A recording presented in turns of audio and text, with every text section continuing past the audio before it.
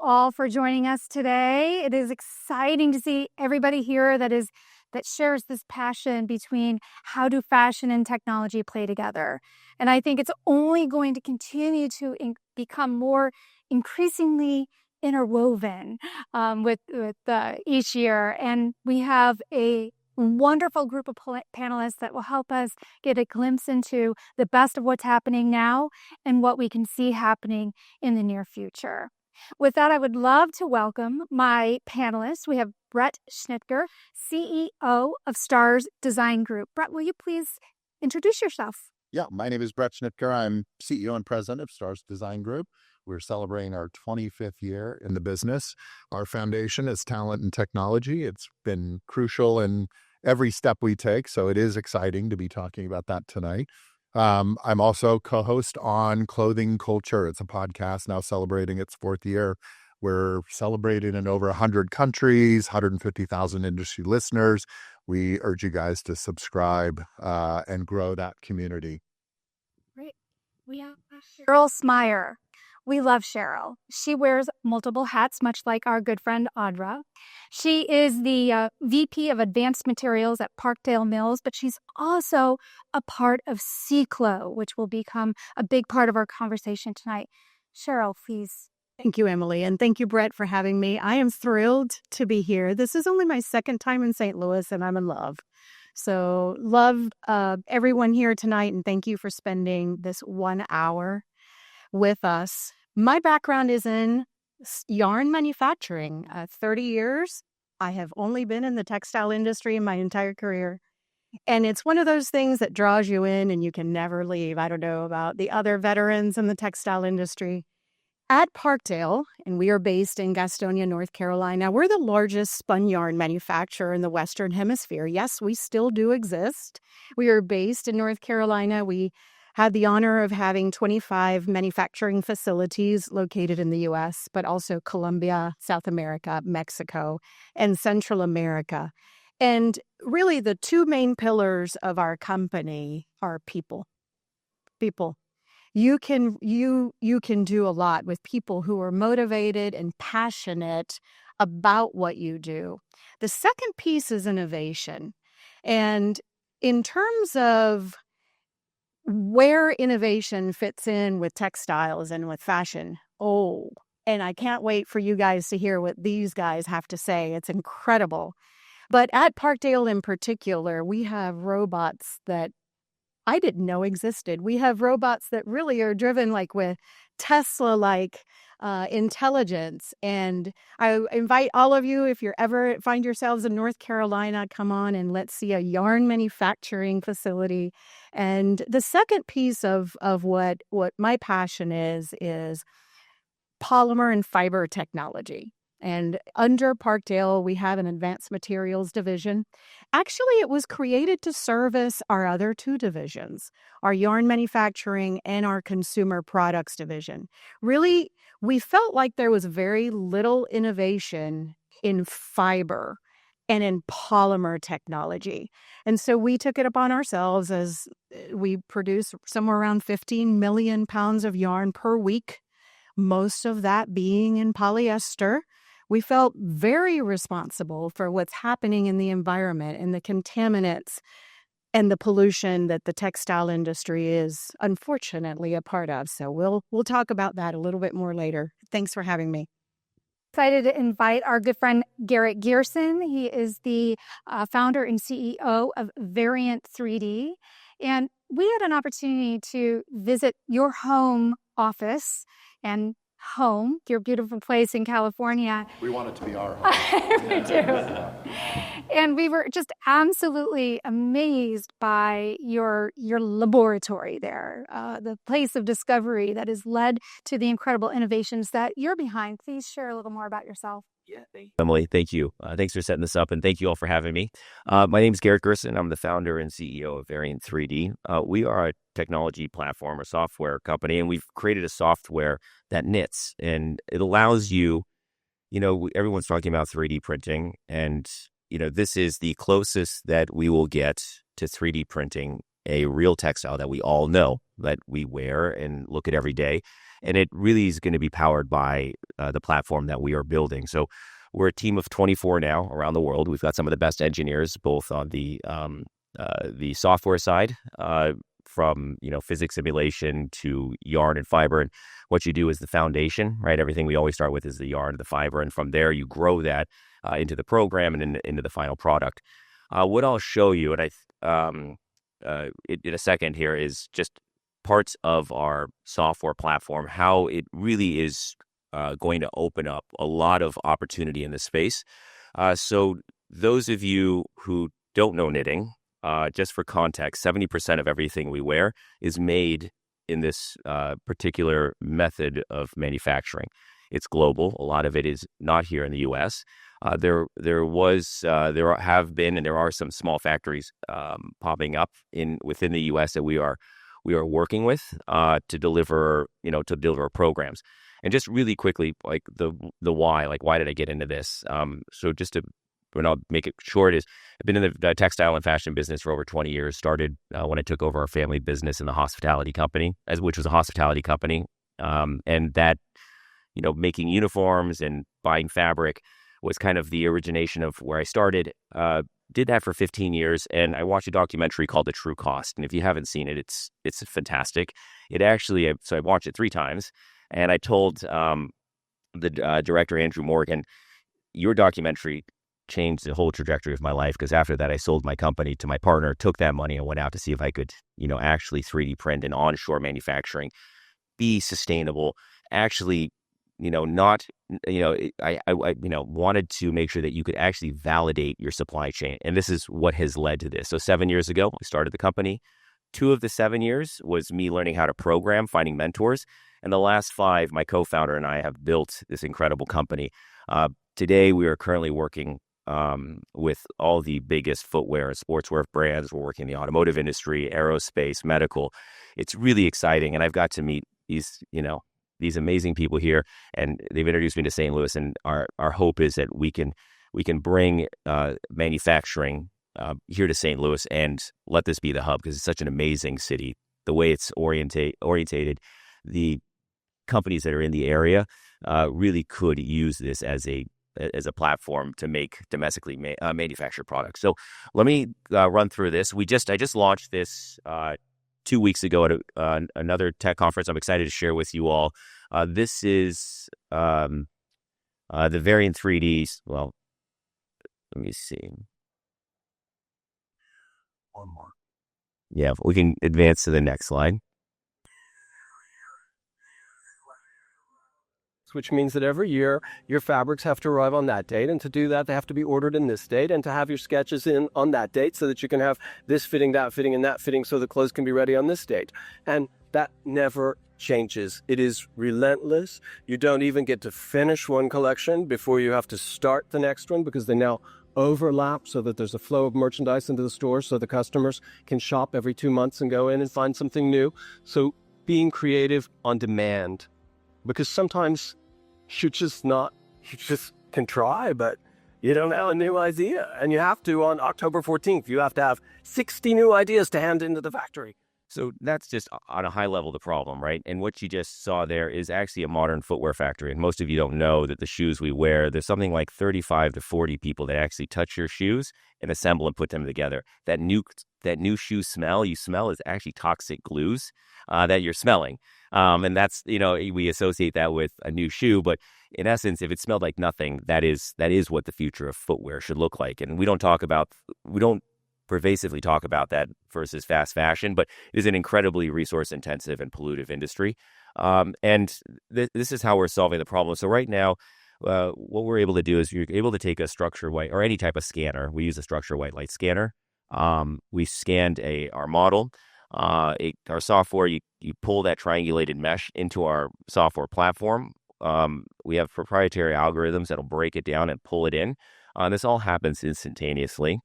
We can segment out for this. This is a legging that I'm going to show you. We segment out the torso and the feet. And here, there are only 2 seam lines. And what's significant about this is that each one of those different colors are actually different fabrics. So if you look at like Lululemon or Aloe leggings or any type of legging, everywhere you've got a zone for compression or support or lift, those are all different seam lines. We can actually print all of that in one simulation. And then the way we've built a platform, because it's based on the fiber yarn level, we can actually abstract a high fidelity 3D model. So again, it's, today we design, in 2D, right? You create a pattern, you wrap it around a form or a model, you then unwrap it, right, to cut and sew it. Then you sew it back up and you put it on somebody to try it on. And that's the process. It's very, it's very time intensive. There's a lot of waste in the process. So what we're doing is going from 3D to 3D, or 3D forms. Our world is 3D, and the amazing thing is this is the actual legging here in real life. And if you look at it, there are no seams in the crotch, in the inner leg. We've moved all those seams to the outside. What is revolutionary about this garment, it's actually made it on a footwear machine. So typically, in order to make a legging like this, you need a much larger machine or a special type of machine to make it. Those shoes, which we didn't show the video in this because we're limited on time, but those shoes are actually, we leverage generative AI to create that shoe, both the design upper and also the outsole. That's a monomaterial shoe, meaning a single material. It's the most sustainable type of shoe that you can make, is 100% of it's recyclable.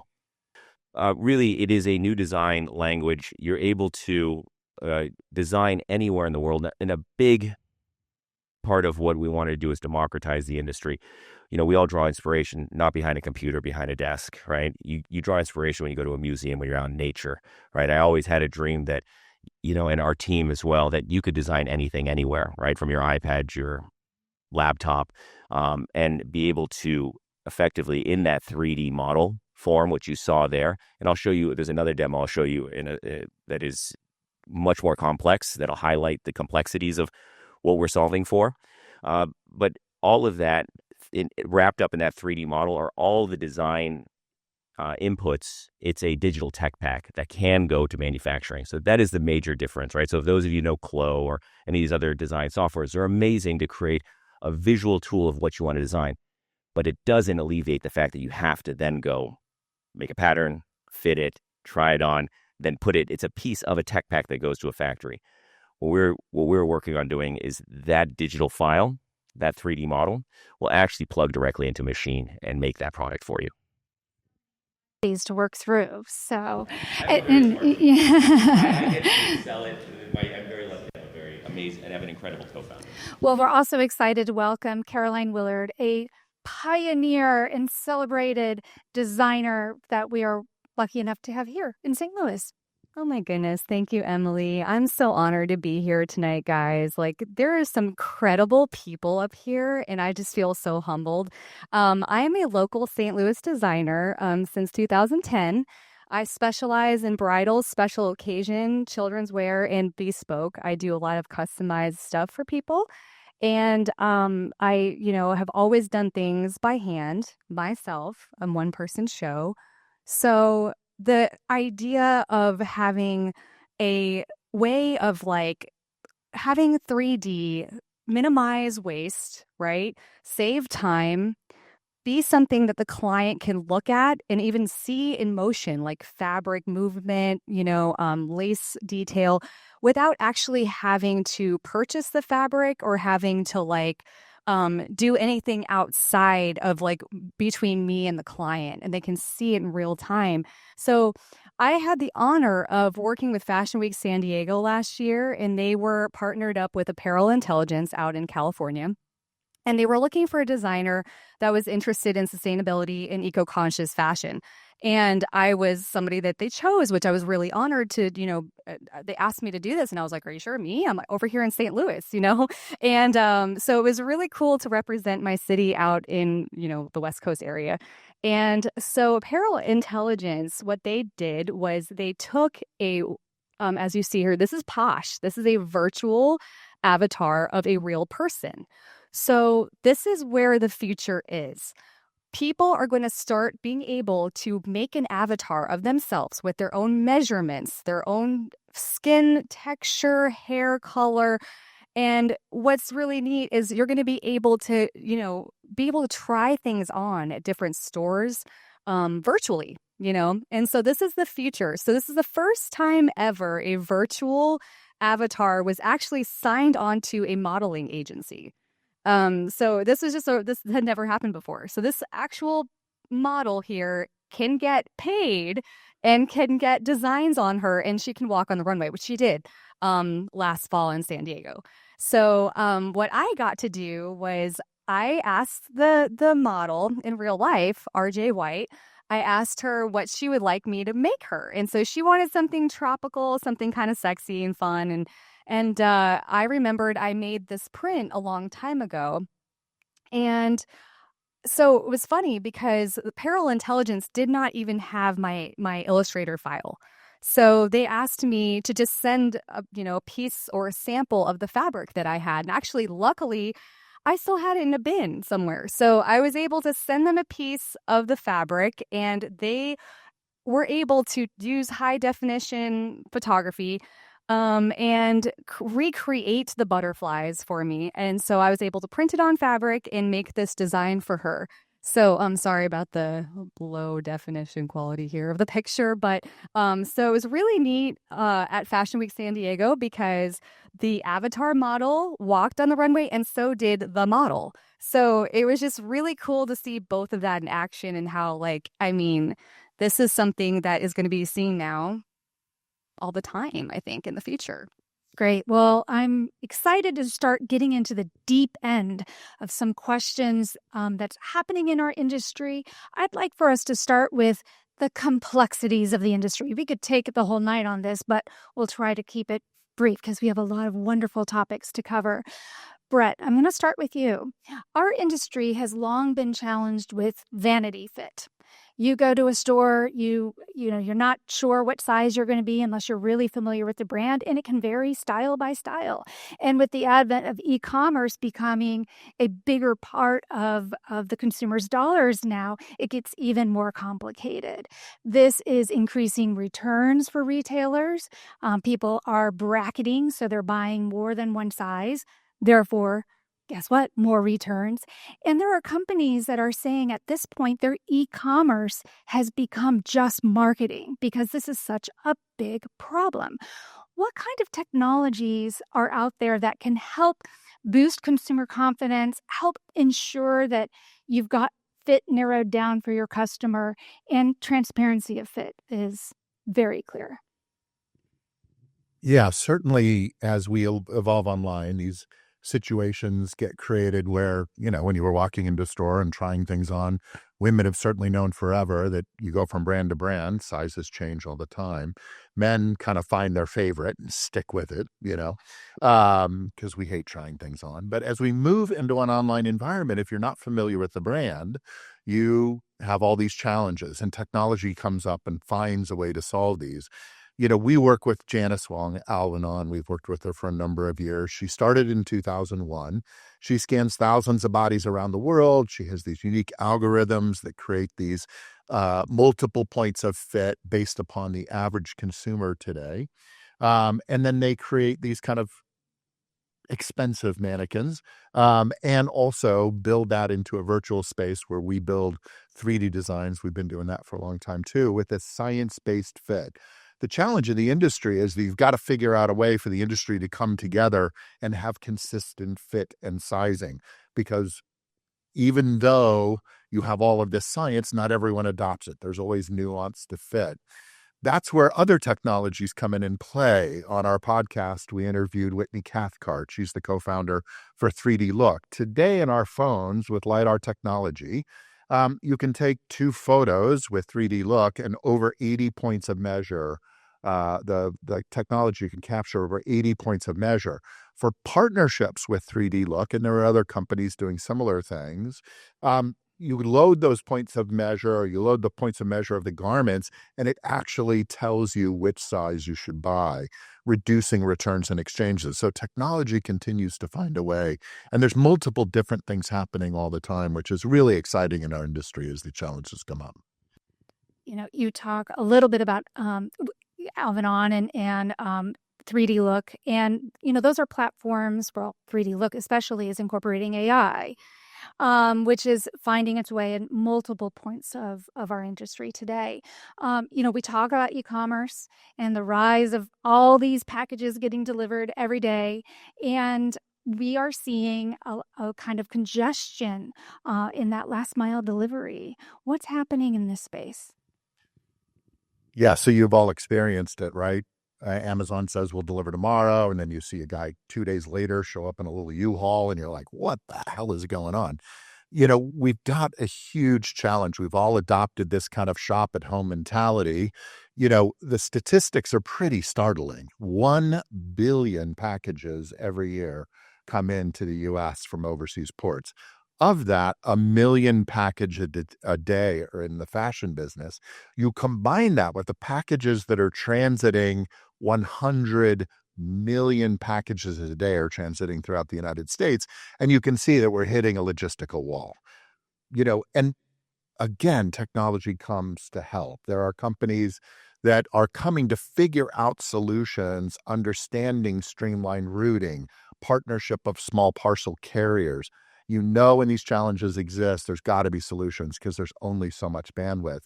Again, one of the podcasts we had with Mike Robinson at Eighth Notch, they're figuring out ways to consolidate shipping lanes and consolidate trucks so that there's this streamlined route. And so every step along the way, AI and technology is helping our industry solve these challenges. That's great. And that will have a future benefit with helping with carbon emission challenges, which that will be the next topic that we will take on. But right now, Garrett, I have a question for you. Robotic knitting, the idea of robots, making our clothes. It sounds very, very futuristic, but in all reality, this technology has been in play for several decades. One of the key challenges that is kind of this secret in the industry, that to teach that robot how to make that garment, that programming behind it, takes a very long time. But you've cracked the code on that. Can you give us a little background and discovery on that? Yeah, absolutely. And we have a video as well that can help kind of walk you all through what we're talking about. So the software, so the way how I ventured into this industry was because I was, while looking at there's 5 machine manufacturers that make all the machines that supply the world's supply of. Hold on one sec. Before you skip to this, let's go back really quick. That manufacture all the machines that produce the textiles in this format. The Stoll, Shima, Steiger, which was bought by Chinese manufacturer Xixing, and then Santoni and Lenati, which make circular knit machines. When I was looking out there in the industry, I ended up buying a Stoll. I was on 42nd Street at their studio, and they said, it's very easy. You buy the machine, you buy the software, you plug it in, you take 2 weeks, of course, and we'll teach you how to program in our CAD system, and you'll be off making fly knit shoes or these crazy things. I said, wow, that's fantastic. So I wrote a check, sent it off. Something of $250,000 is what I spent at the time.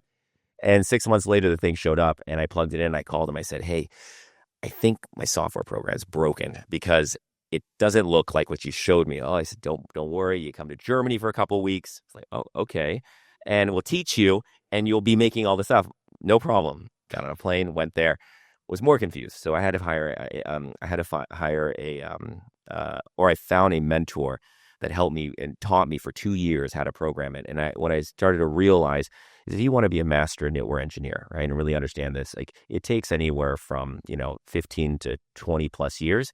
And you typically work for a large company, a large sportswear brand or a large company, and you work on a very small subsect of what that is. And, you do the math, and I was like, it took me, about 2 months to make a sweater. I was like, you start doing the math there, and I was like, it's going to take me years to create a collection that's not going to work. So I started working on a software platform. So what I'm going to show you is, I can show you this as we did this for Ferrari. I was in Milan 6 months ago, showing this to the team out there.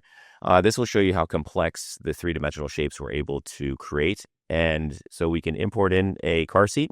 This is the 3D model. This is our software, what we can expose to you. This is all the design, like each one of those colors are different structures, right? And then we can upload a logo. Each one of those are zones with different fabric types that are printed in one simulation. So this is a single piece of fabric. This would take 6 months, by the way, for a senior engineer to be able to program the first prototype. We then break up in the dark blue lines, the different fabric, and then that's the kind of light blue line in the middle is the direction of knitting. All of those can have different stitch densities. That's different fabric types. What you see on the far left there, that's the actual program that an engineer needs to program to create this three-dimensional shape. So if you can imagine, you need to figure out what that looks like in your mind. That's why these engineers are so valuable, is they can see that, abstract that into this three-dimensional shape. Me, no way. I was using Excel spreadsheets. I couldn't figure it out. I was like, I think I'm fairly smart, but that was well beyond me. So this is the actual program here. Each one of those blank spots is called goring or transfers. And what that does is it creates shape in the fabric and allows you to wrap that three-dimensional shape around the physical form. That's our offline visualization tool. This is what we are striving for, and we'll bring this online. But you can see the details. So there ottoman stitches. You can see the logo. You can see imperfections on this. And the whole idea is when you design, we live in a three-dimensional world. When you design, you should be able to design in 3D. That's how I want to design, right? I want to be able to move a line, right? But the problem is if you were to do that, you have to do that on that very jagged looking form. Figure out where that is. You're counting on the needles, like how many stitches and where. You have to try to figure out where that is. What happens is you actually make sometimes hundreds, if not, hundreds of samples off the machine, and all that takes time and material. There's tons of waste in that. So all this will clean up that waste.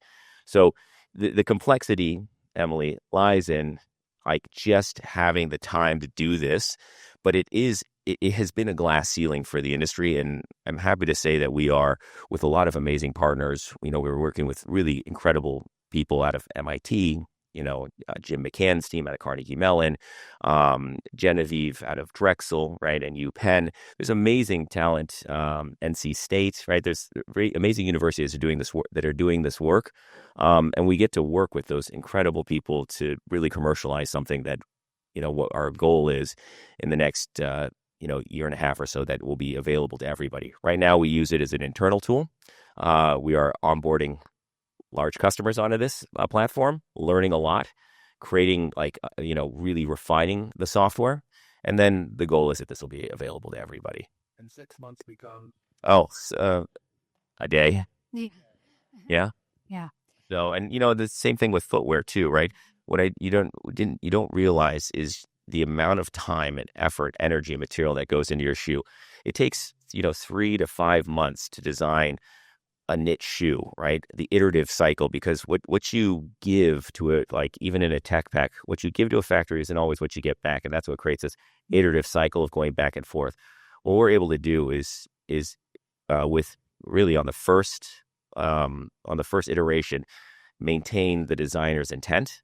So it's so you get what you want, or we can offer them options, right, in real time in a visual simulation. They make choices, and that is speeding up and saving a ton of waste. Yeah, and it's such accurate visualization. So, which is a really good transition point for you, Caroline.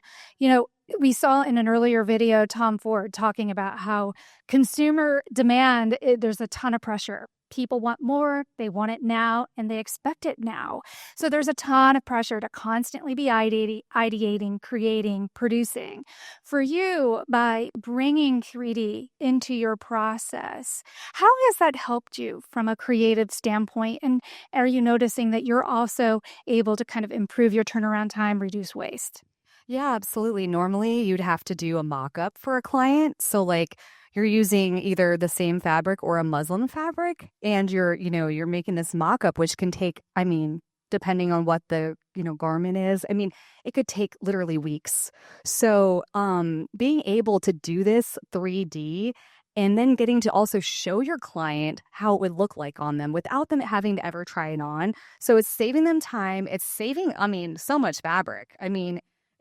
When you design something, it's not always done perfectly the first time, and so you have to sometimes alter it, and then you're using more fabric, and it's also labor intensive, your hands, your back, your body. So being able to just take those those like just things off your plate, and using technology to like show your client how it would look on them is just, it's game changing. Time, money, energy, everything. So You've mentioned waste. That is a core conversation in the sustainability thread. And the fashion industry has long been acknowledged that we are key contributors to the sustainable problems. This in itself is complicated. There's a consumer problem, and then there's the industry problem. From a consumer standpoint, it's speculated that by 2030, we will be consuming the resources of 2 Earths. I think we just have one, so there's a little bit of a challenge.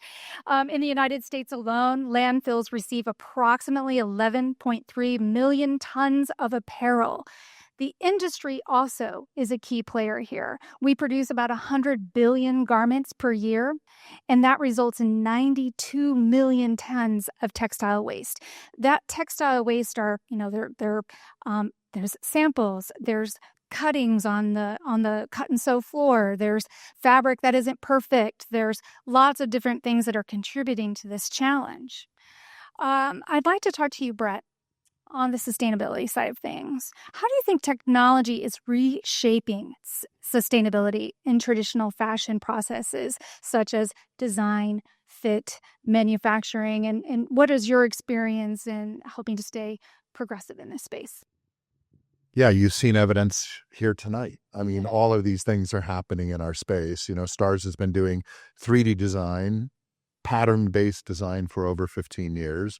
We recognized that was a huge challenge. And it was funny, I had a story, and Susan's here, but we had a group of designers from the Fashion Fund come in and visit our place a couple years ago, more than a couple, pre-COVID.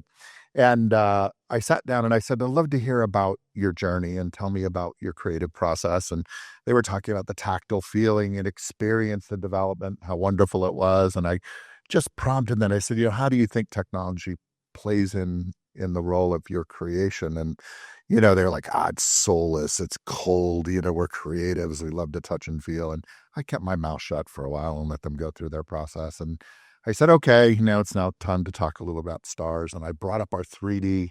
We partner with Browseware out of Singapore. It's an Israeli-based technology. And Sharon Lim created this amazing process. There's multiple choices out there today, but we happen to love Browseware. And you start with a pattern file. There's this scientific basis for fit. You build forward and you get these amazing renditions in 3D, much like what you've seen this evening. And I started showing these designers and they got really excited. They're like, oh my God, the costs that we have to build all of our prototypes, we could do that all in 3D, and we could creatively, in a virtual space, create all of our designs, saving all of these costs. And when it comes to, the whole sustainable conversation, prototyping is an amazing drain on resource, on fabrications and time, etc. And that's one of the real key ways that I'm seeing happening even on this stage. 3D is accelerating thought process and creativity. On one of our podcasts, one of the pioneers in 3D design, Valentin Karabanoff, he's based in Israel. And he started this whole process 25 years ago. And he talks about this amazing Israeli designer and came in and he was pretty avant-garde. He created some pretty astounding, designs. And he was hitting Paris Fashion Week and he was going out to do the whole runway show. And he went to Valentin. He says, I want to create everything in 3D. And Valentin, this pioneer who'd been doing 3D, was nervous. His basis was being a tailor, and he was like, okay, but we'll go through it, and they went through the process. He created all this amazing stuff.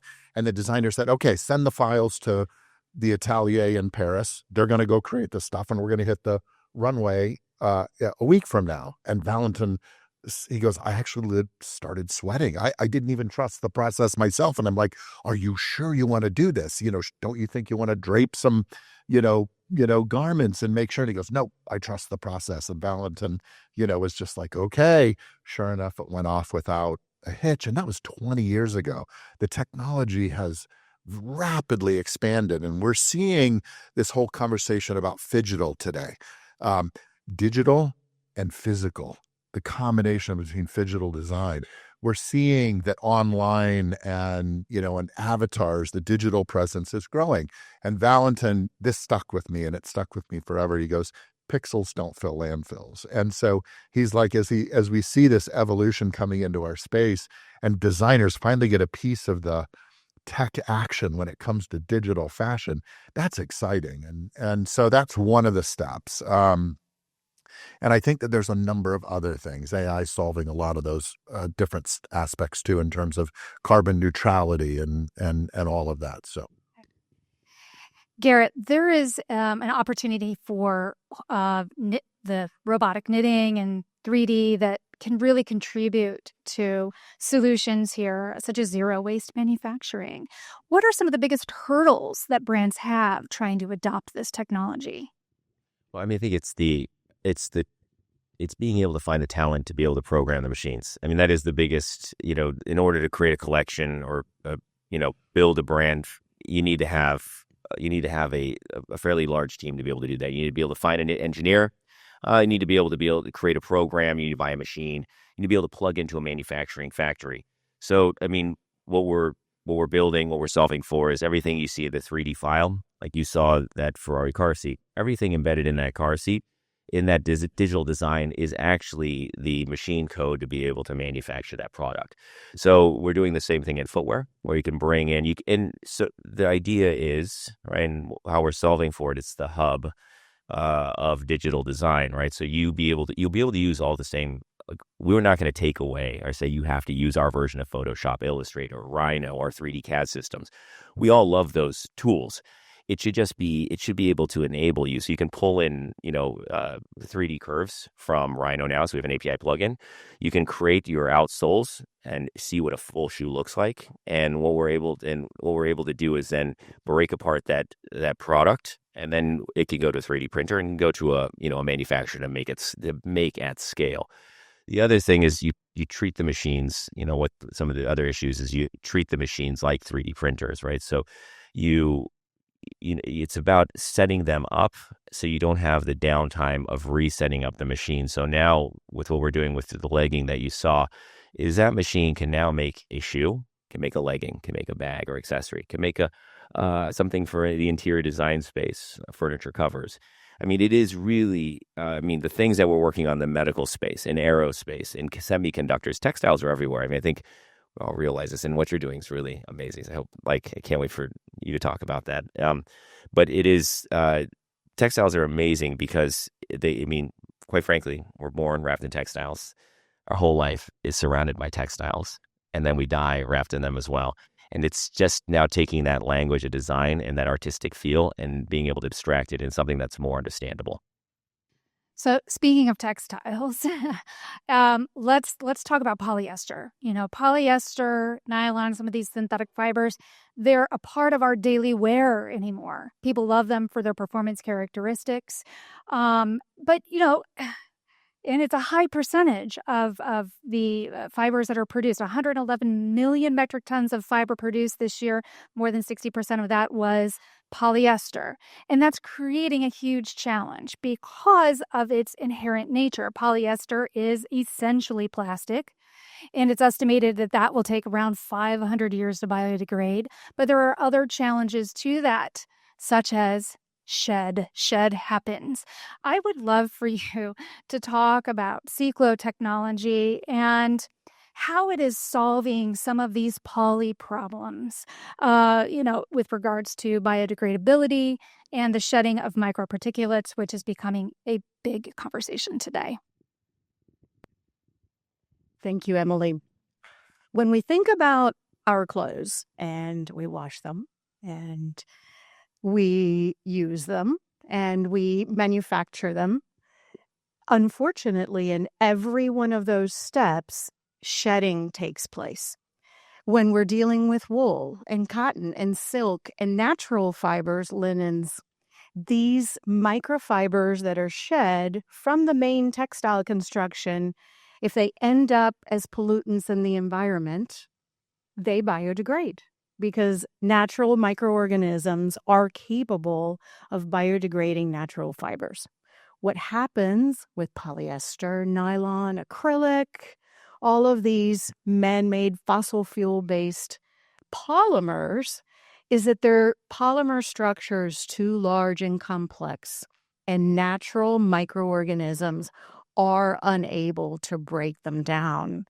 It can take 500 years. You know what? We don't even know yet, right? Polyester came around in the 1950s. It really became a globally commercialized in the 60s. And I'm sure that every single polyester garment that's been in the landfill is still there. But most importantly, and I know that all of you are keenly interested in what's going on in the textile industry and the fashion, is the microplastics that end up in the ocean. Those are there, and they're not going to biodegrade for centuries and centuries. And there's more research showing and really the medical research has just started to really try to understand the impact to the human body, as well as obviously our marine health. And these microfibers are coming from synthetic textiles. As a matter of fact, 35%, so the largest contributor of microplastics in the ocean, is coming from textiles. So we decided we needed to do something about that. Andrea Ferris is the fearless co-founder of the technology. She had the idea back in 2012. And together with our company in 2018, we formed a JV. The technology is CiCLO. It's not on that screen, but it was on the previous screen. It is essentially what we're doing is we're transforming the polymer structure of a polyester or a synthetic material to behave like a natural fiber when it ends up in the environment as a pollutant. So a lot of you are probably wearing cotton or wool, and you're wearing those garments, and they're not right? They're not going to biodegrade in your closet. They're not going to biodegrade where you wash them or dry clean them. They will exist as long as you will allow them to exist in your closet. The same thing with CiCLO polyester. We are giving that polymer structure, that polyester, the ability to perform. Why do we love polyester? Because we can actually impart such functionality in polyester. We can give it moisture management. We can give it temperature regulation. We can give it antibacterial properties. We can inject the ability to move blood and really bring healing properties. So polyester is truly an incredible polymer. It's scaled. Really, it's the largest, right? 67% of our global manufacturing of synthetic material. So, and we love it, and we're going to continue to use it because we love our leggings and we love our shoes that are made out of polyester filament yarn. But it is contaminating the environment. So with CiCLO, we're actually bringing a solution to the entire globe, if you will. Our business model is set up to where we produce the chemistry here in the U.S., and we also have a production facility in Asia, and we distribute it globally. So it is a platform available from Target Corporation to the highest fashion that you can think of. And truly, it is the most revolutionary thing that I have ever been a part of in my entire career. And Brett and I are certainly passionate about this. I think Brett sometimes beats me to it. He has passion for sustainable apparel. And I think, as an industry, we want to find solutions that make us better, that we can produce better, faster, more efficient, with less waste in a more sustainable way. And sometimes, guys, I think the word sustainability is overused. I think that we definitely have to be selective about what we choose to design with. And I'm thrilled to tell you that all of designers out there, can begin to design with CiCLO polyester fabrics. And anything that can be made out of polyester can contain CiCLO.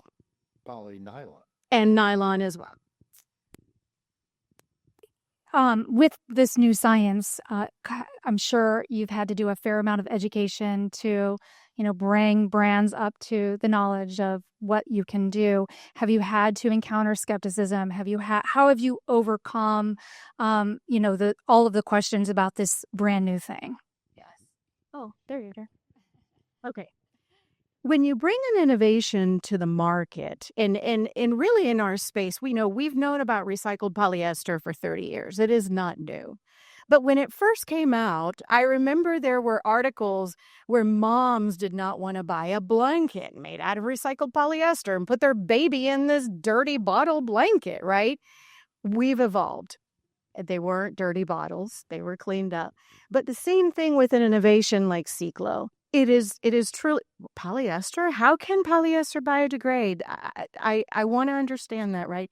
So we have taken the last 12 years to prove the science. We have really gone well beyond to really bring a scientifically sound body of evidence then undisputably proves how it biodegrades. So we have testing that exceeds over 125 different biodegradation studies across 5 labs all over the world, including Bureau Veritas and Intertech, which are 2 of the, I would say, most renowned labs. And so to prove that, number one, it fully biodegrades, that it doesn't leave any microplastics behind, right? Because if you're going to biodegrade it to 80%, but then it remains in the environment in the form of microplastics, you haven't accomplished anything. So we have fully proven that out. And that has been the genesis, really, for us to go to a brand. I'm going to pick on, let's say, Target Corporation. They're one of our premier customers. And truly, Target does care about sustainability. It's really incredible to have an insight into the leaders of the organization and what they strive for. And so when you go to a big retailer or a brand, they're going to, poke holes and shoot at everything, every part of the technology, and how have you proven this aspect and that aspect. So we really had to go beyond Through the science. and prove the science. Yep. Great. Thank you. I'm going to move on to the future of customer and user experience. Caroline, where do you see the future of digital fashion and virtual clothing as a designer? And how do you imagine integrating this into your customer experience? Yeah, so I actually have a vision for what I would like my website to look like in the future. I would love for my website to be an online seamless experience for someone who is online, let's say bridal shopping, right? And they would be able to plug in their avatar and be able to take my design and put it on them in virtual space and see how it looks like. Something that I know that I was just talking to Brett last night that I could start doing is just on my website, start offering my designs in 3D, right? And in different sizes. So I'm not just taking a picture of a model and it's just like a size 0, right? Which isn't always the, norm and average for the regular lady, right? So like, I feel like this is just so, it's not just innovative, it's transformative. I think it's going to completely change the way that we shop, the way we dress. It's going to be pretty cool because as a designer, I know that I would be able to even show the way fabric moves. And I think that's a big thing for me is like the touch and feel, like kind of what Brett was saying, like designers really love to touch and feel fabric. And so the thought, oh my gosh, I can't see what it's doing, to be able to see that in virtual and see the way the fabric is moving would be able to help designers do all kinds of creative projects. That's great. Garrett, how do you see digital workflows changing the expectations and samplings and approvals that are happening? Well, I think it's, I would take a little bit off of what you were talking that's about and dovetail into this, but I think the future of what, the future is today. It's what's happening now with AI is like exponentially changing, how quickly things are evolving. But you'll have, we're already talking to customers where you'll have your virtual avatar. You'll be able to put it in there. You'll be able to drape it around a 3D form. So talking about what does the future of sampling and product creation look like, it will be taking a tool like Loop, plugging it into your website, being able to try it on. We do have some amazing mathematicians and physicists working on this problem, so you can actually see how your legging conforms to your body.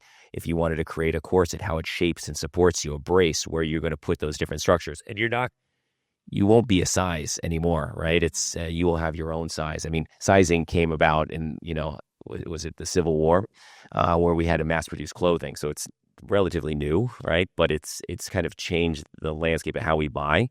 But we can go back to, with the advancements of software and technology, and being able to actually see yourself in that product.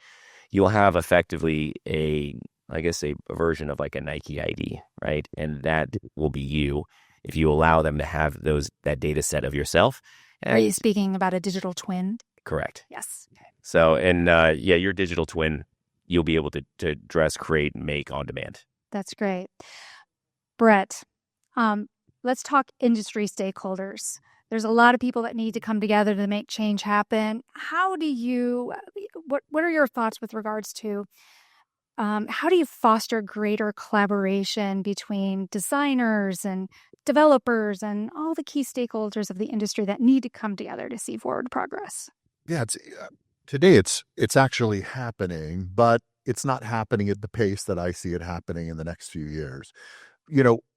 The fashion industry for a long time, designers had their silo, and then you'd kind of cross over and the little tech guy would figure out what the website glitch was or whatever. And then you'd walk back over and be a designer again. There was no real collaboration as needed. And today, more than ever, with technology, and we're hearing just a fraction tonight about what's happening in the fashion business and technology.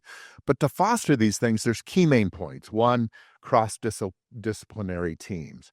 At the beginning advent of that design of a collection, keeping tech in that conversation with the designers so that they can understand both avenues of that. Innovative hubs and labs, having designers and tech creating these things in centers where they're working together. North Carolina. We have. Yep. There's a new one being sponsored by this group over here. Joint workshops and training. We're seeing challenges in the fashion industry, even with AI now, where designers have creative speak, if you will. AI doesn't understand that at all. They talk in flowery language, and AI's like, what the hell are you talking about? So you're seeing this whole advent about agents that are helping translate creative functions. And so, when you've got this joint workshops and training, you're able to train the deficiencies in the designer aspects and help bring the technicians to understand the designers a little more readily. Industry partnerships, partnering tech firms with fashion firms, creating smart textiles, innovative fabrics that are going on, open innovative platforms. So we talk about, open collaborations, community driven. I think that helps establish that whole thing. And then finally, mentorship programs, helping develop the next generation of this kind of combined tech meets fashion. Yeah, I get that. Cheryl, we are in a consumer-driven economy.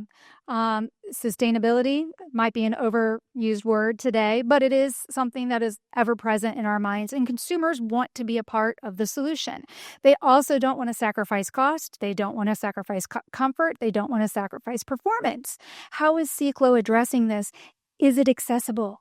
How does it support these goals? Absolutely it is. And we shouldn't have to compromise fit, feel, and fashion and how we feel in our clothing, right? We choose them because we identify with that article of clothing.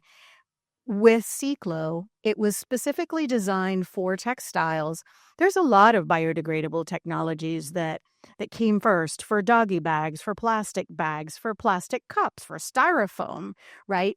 those technologies were not suitable for textile. If you think about how much a textile has to be processed, jeans are indigo dyed. They have to go through very high temperatures to any type of fabric that has a lot of spandex in it. It has to go through a heat set process. So none of these technologies could really survive the process of making a fabric. But CiCLO specifically was designed for textiles. So a product that's made with CiCLO is 100% as durable as one that isn't. It is also as functional. The dyeability isn't an issue. You can blend it with recycled polyester from either plastic bottles or chemically recycled polymers from textile waste. So it is in the form of an additive. So it can be blended with a lot of different polymer substrates to really create the function you need. So the consumer won't really realize the difference, but they'll be helping our world. That's right. That's wonderful. I've got our final question for everybody here. Adoption of new technology happens on a scale. You've got early adopters, people that are here, then you've got people that come along next and kind of help work out the kinks, and you've got the people that you kind of at the end of the game, when everything's proven, come into play. What advice would you give to fashion brands wanting to, step into some of these new technologies? Yeah, I would say for sure. I have a saying here at Stars. You guys have heard it till your ears bleed. Evolution, not revolution. Designers can be intimidated by technology. Proper technology eases process, eases things, and so they should be comfortable adopting technology. If you don't, because technology is moving so fast, you meet a point of revolution. Revolutions are bloody. They're painful. So adopting this whole evolution, not revolution, jump in. We had a conversation the other night with Browseware.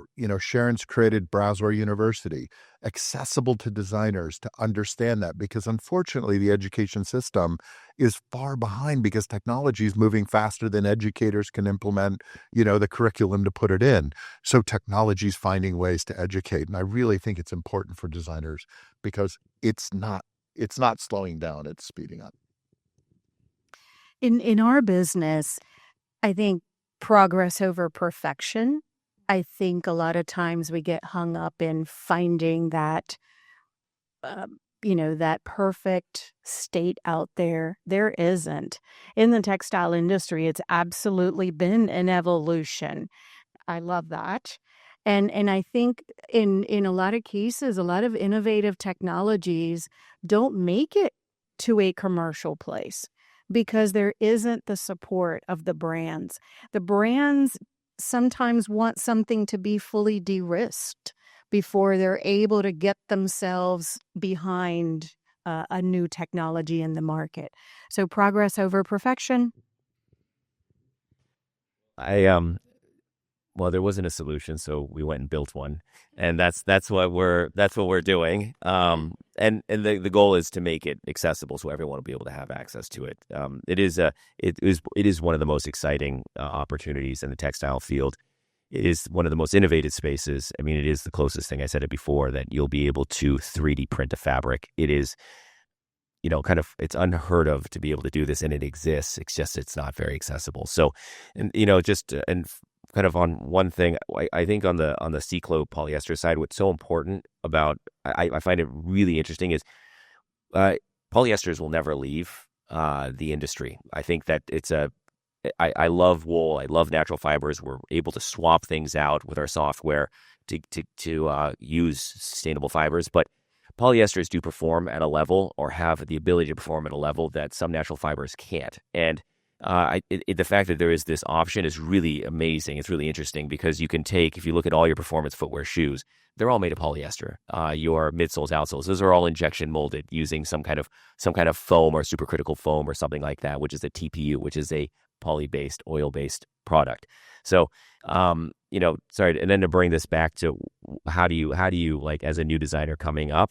Well, Brett is 100% correct. Like, there's so much accessible at your fingertips now.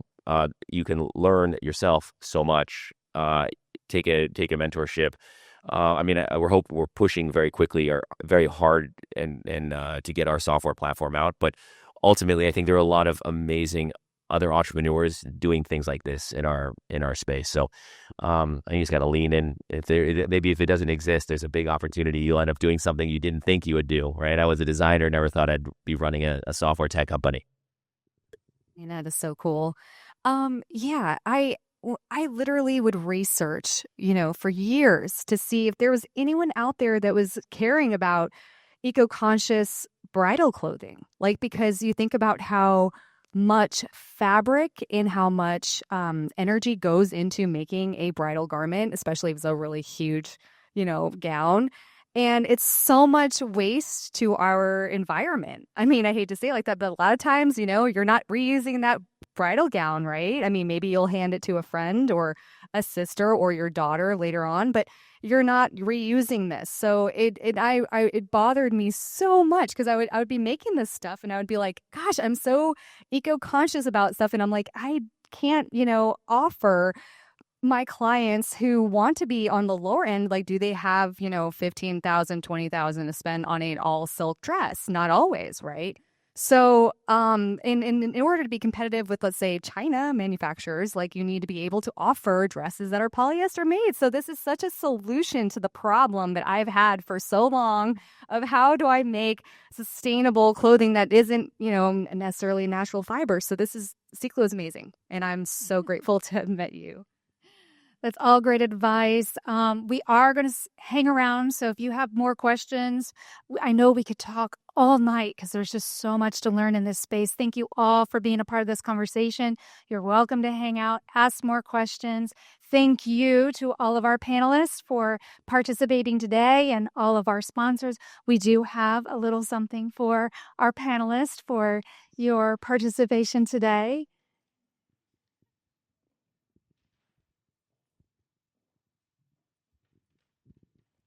We just want to thank all of you for being here. We really appreciate it. So thank you very much for making the trip here.